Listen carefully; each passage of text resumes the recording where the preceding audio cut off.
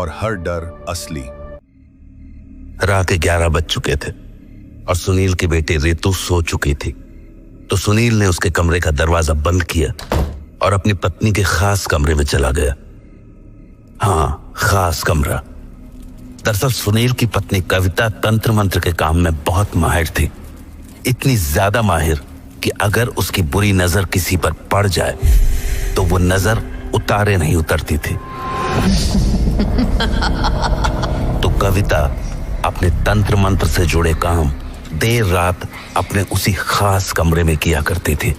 तो जब कविता का पति सुनील उसके कमरे में जाकर बैठा तो उसने कहा, क्या हुआ? परेशान क्यों दिख रहे हो? मैं बस यही सोच रहा था कि कहीं तुम कमजोर तो नहीं हो गई। क्या मतलब? मतलब ये कि तुम इतने महीनों से मेरे छोटे भाई और उसके परिवार पर टोटके करने की कोशिश कर रही हो, पर अभी तक उन पर कोई खास असर पड़ा नहीं है। वो तो अब भी वैसे ही हंस खेल रहे हैं। कहीं तुम अपनी विद्याएं भूल तो नहीं गई?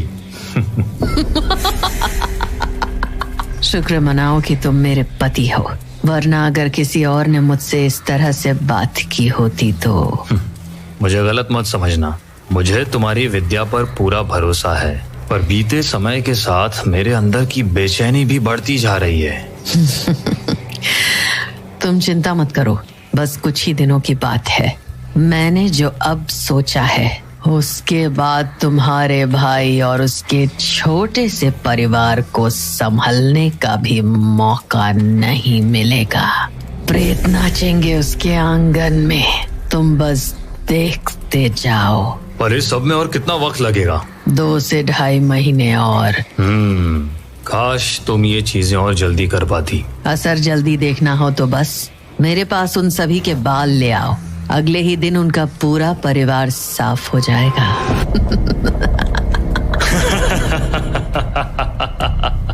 कविता का वो खास कमरा उसके और सुनील के ठहाकों से गूंज रहा था, पर वो दोनों ये नहीं जानते थे कि उनका छोटा भाई अनिल खिड़की से छिपकर उनकी सारी बातें सुन रहा था। अपने भैया और भाभी के मुंह से ये बात सुनकर उसके पांव तले की जमीन खिसक गई। वो भागा भागा अपनी पत्नी पविता के पास पहुंचा और उसे सारी बात बता दी। तो उसकी पत्नी बोली, मुझे लग रहा था कि भाभी ही ऐसी है, पर भैया भी। मुझे तो अब इस घर का पानी पीने में भी डर लग रहा है।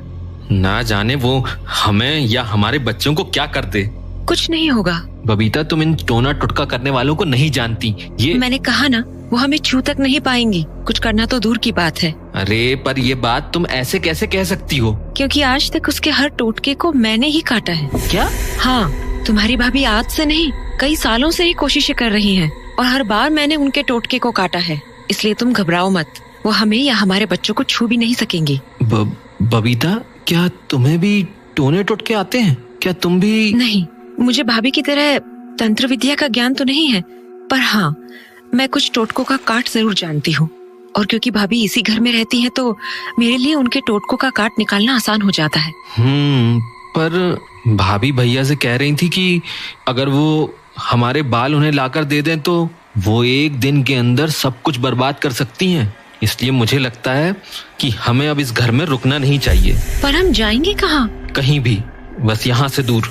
मैं नहीं चाहता कि भाभी की काली नजर हमारे परिवार पर पड़े, खासकर हमारे बच्चों पर। हम कल ही ये घर खाली कर देंगे। तो अगले दिन अनिल पत्नी के साथ अपने भैया के पास चला गया और उनसे बोला, भैया, हम लोग ये घर छोड़ रहे हैं। क्या? पर क्यों? और ऐसे अचानक? भैया, नाटक करने की कोई जरूरत नहीं है। मैं जानता हूँ आप और भाभी भी यही चाहते हैं। अरे पर भैया, मैंने कल रात आपकी और भाभी की बातें सुन ली थी, इसलिए बस अब और कुछ मत कहिए।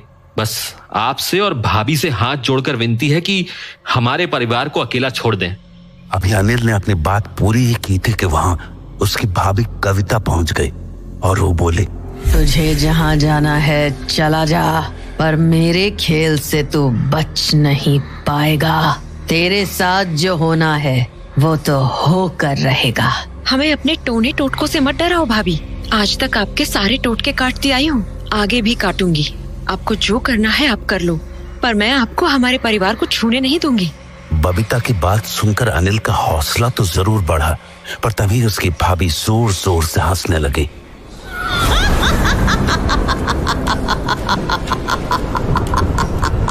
2 महीने, बस 2 महीने में तुझे समझ आ जाएगा कि मैं क्या कर सकती हूँ।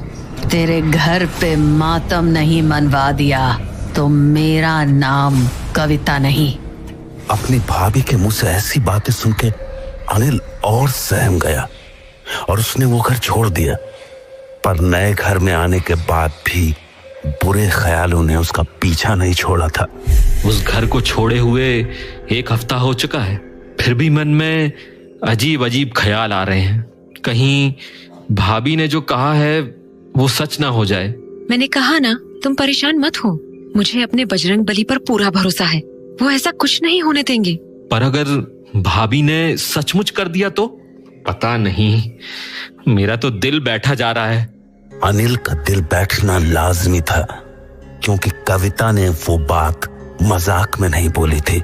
उसका इरादा साफ था, वो अनिल और उसके परिवार को तड़पता हुआ देखना चाहते थे। इसीलिए उसने अपनी तंत्र साधना और ज्यादा बढ़ा दी थी। वो हमेशा ही अपने उस कमरे में बैठी रहती थी और अब तो उसके साथ उसका पति सुनील भी वहां बैठता था। मुझे लगा नहीं था कि अनिल की पत्नी भी ये सब जानती है, तभी वो तुम्हारे टोटकों को काट दिया करती थी। चिंता मत करो, अब जो उनके साथ होगा वो झेल नहीं पाएंगे। अच्छा ही हुआ कि दोनों ये घर छोड़ दिए। पहले उन लोगों के कारण मुझे छुप छुप कर अपनी साधना करनी पड़ती थी, पर अब ऐसा नहीं है। अब की बार का खेल ऐसा खतरनाक होगा कि उनकी पुश्तें याद रखेंगी। अब की बार मैं उन पर वो छोड़ूंगी जिससे छुटकारा तभी मिलेगा जब उनके शरीर से प्राण निकल जाएंगे। कविता और सुनील अपनी बातों में इतने मगन थे कि उन्हें पता ही नहीं चला कि उनकी बेटी रितु ने खिड़की के पीछे से सब कुछ सुन लिया था। रितु अपने अनिल चाचा की दुलारी थी।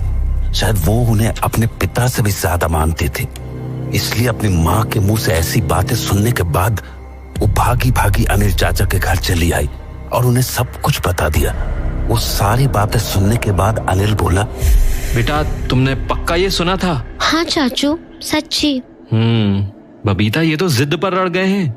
मुझे लगता है हमें इस बारे में ताऊ जी से बात करनी होगी। वो गांव के सरपंच हैं, वो जरूर हमें इस मुसीबत से निकाल लेंगे। ठीक है। अनिल मरता क्या न करता, अपनी इस समस्या का हल निकालने के लिए वो गांव के सरपंच ताऊ के पास पहुंच गया और जब उसने ताऊ को सारी बातें बताई तो ताऊ ने कहा, बात तो बड़ी है अनिल बेटा, पता नहीं सुनील को क्या हो गया है। ये ऐसा तो बिल्कुल नहीं था। हाँ ताऊ जी, पिताजी की मौत के बाद सब कुछ बदल गया। नहीं बेटा नहीं, चीजें बदलना बहुत पहले शुरू हो गया था।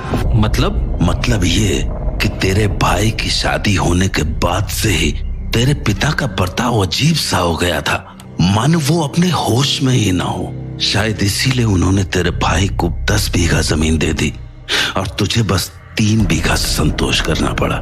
मेरा दिल कहता है कि ये सब तेरी उस भाभी का किया धरा है। ताऊ जी, मुझे अपने खेत जमीन से कोई मतलब नहीं है। मैं तो बस इतना चाहता हूँ कि भैया भाभी हमें अकेला छोड़ दें और हमें चैन से जीने दें। एक काम करते हैं, सुनील के घर चल के उससे बात करते हैं, क्या पता वो मेरी बात मान जाए। जी ठीक है ताऊ जी।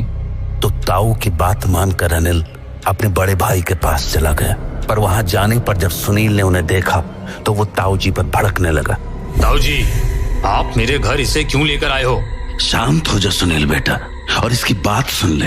ये तो तुझसे माफी मांगने आया है। माफी? हाँ भैया, मैं आपके सामने अपने परिवार की भीख मांगने आया हूँ। आप जो बोलेंगे मैं करने को तैयार हूँ, पर आप भाभी से कहिए कि वो हमारे परिवार को बख्श दें। अनिल ने अपनी बात पूरी ही की थी कि वहां उसकी भाभी आ गई। अरे अभी से ही कांपने लगे? तेरी पत्नी ने तो खूब चौड़ में आकर कहा था ना कि जो करना है कर लो, अब क्या हो गया? भाभी, हमसे गलती हो गई, बहुत बड़ी गलती हो गई। हम इस गांव को भी छोड़ देंगे, बस आप हमें बख्श दो। देख बेटा सुनील, मुझे तो तेरे परिवार की बातें ज्यादा नहीं पता हैं, पर मैं तेरे पिता को जानता था और वो कभी नहीं चाहेंगे कि बड़ा भाई ही छोटे भाई को कष्ट पहुंचाए। तो बेटा तू इसकी भूल चूक माफ कर दे और रहने दे इसे आराम से अपने परिवार के साथ। ताऊ जी की बात सुनने के बाद सुनील ने कुछ देर तक सोचा और फिर बोला, ठीक है ताऊ जी, मान लिया आपकी बात। मैं कविता को कुछ भी करने से मना कर दूंगा, पर एक शर्त पे। शर्त? कैसी शर्त? मुझे इसकी सारी जमीन अपने नाम पर चाहिए। क्या? हाँ ताऊ जी, अब यही मेरी शर्त है। अरे बेटा, पर उसके पास है ही क्या? सारी जमीन तू ही ले लेगा तो वो अपना परिवार कैसे चलाएगा? कम से कम कुछ तो छोड़ दे इसके लिए। ठीक है, इसे कह दो अपने और अपने परिवार के लिए 1 बीघा रख ले और बाकी की सारी जमीन मेरे नाम पे कर दे। अगर मंजूर हो तो बोलो। मंजूर है भैया, सब मंजूर है, बस मेरे परिवार को अकेला छोड़ दो। सुनील ने कागज के लिखा पढ़े के लिए अनिल को अगले दिन आने के लिए बोला, पर उस रात अनिल और उसकी पत्नी बबीता के सामने कुछ अजीब सा हुआ। वो दोनों अपने कमरे में सोए हुए थे कि तभी उन्हें अपने घर के आसपास किसी के चलने की आहट सुनाई दी। शुरुआत में तो उन्हें वो आवाज किसी जानवर की लगी, पर फिर जब हथौड़े की जोर जोर की आवाज आने लगी तो दोनों ने घर के बाहर निकलकर देखने का सोचा, पर बाहर कोई भी नहीं था। उन दोनों को ये बात अजीब तो लगी, पर अपने मन का वहम समझकर उन्होंने उस बात पर ज्यादा ध्यान नहीं दिया। अगले दिन लिखा पढ़ी होने के बाद जब सुनील को अनिल के हिस्से की जमीन मिल गई तो अनिल ने कहा, भैया मेरा जो भी था मैंने वो सब कुछ आपको दे दिया है, बस आप एक वादा कर दो कि आप मेरे परिवार को बख्श दोगे। अनिल की बात सुनकर सुनील मुस्कुराया और अपनी पत्नी कविता की तरफ देखकर बोला, कविता, तुम इसके घर पर जो 2 महीने में करने वाली थी ना, वो अब 2 दिन में करके दिखाओ।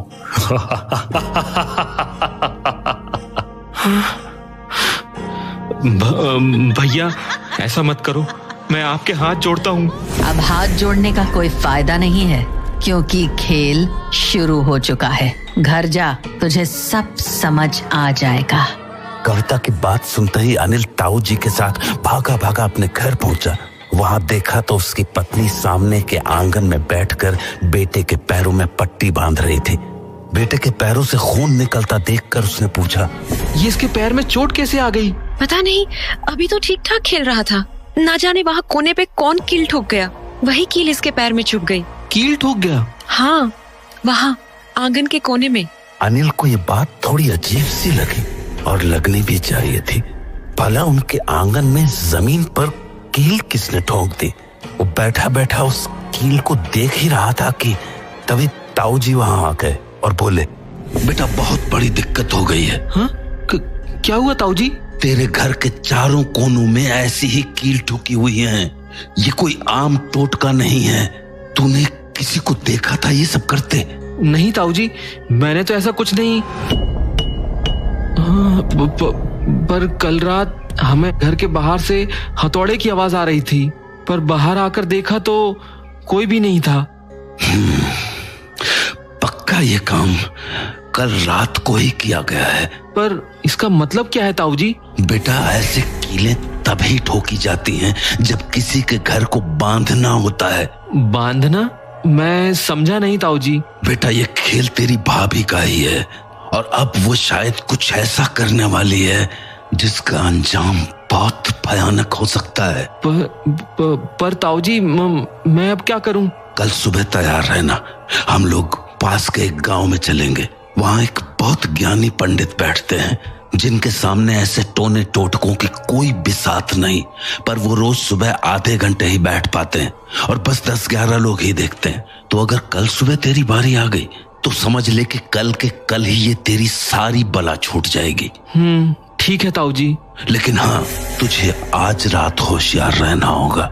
मतलब बेटा आज की रात तेरे घर पर प्रेत तांडव करेंगे। तुझे ऐसी ऐसी चीजें दिखेंगी जो तूने अपने सपने में भी नहीं सोची होंगी। इसलिए आज की रात तुझे और तेरे परिवार वालों को बहुत हिम्मत रखनी होगी। तो ताऊ जी क्या मैं अपने परिवार को लेकर बाहर नहीं जा सकता, बस आज रात के लिए? बेटा, जो तेरी भाभी ने किया है ना, उससे छुटकारा पाना इतना आसान नहीं होता है। तू कहीं भी चला जाएगा पर इस बंधन से नहीं बच पाएगा। इसलिए बस आज हौसला रख और बजरंग बली का नाम दिल में रख। वो तेरी मुश्किल जरूर दूर करेंगे।